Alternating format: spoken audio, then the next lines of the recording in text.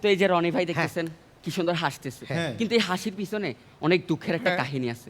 আমি বলতেছি, অনেক বছর আগে রনি ভাইয়ের একটা মেয়েকে পছন্দ হলো। উনি বাসায় জানালো, এরপর বাসা থেকে সবাই মিলে দেখতে গেল। রনি ভাইয়ের মায়ের কথা আর কি বলবো, একবার মেয়ের হাত দেখতেছে, একবার পা দেখতেছে।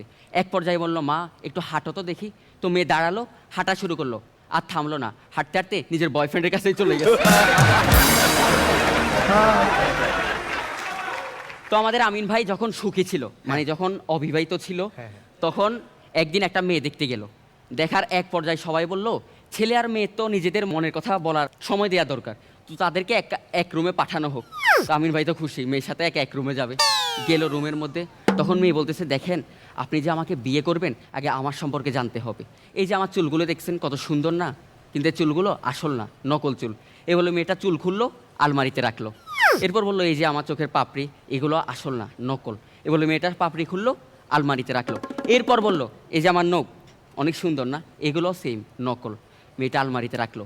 এই দেখে আমিন ভাই বললো, থামো, আগে বলো যদি আমাদের বিয়ে হয়, আমাদের বাসু কি খাটে হবে নাকি এই আলমারিতে?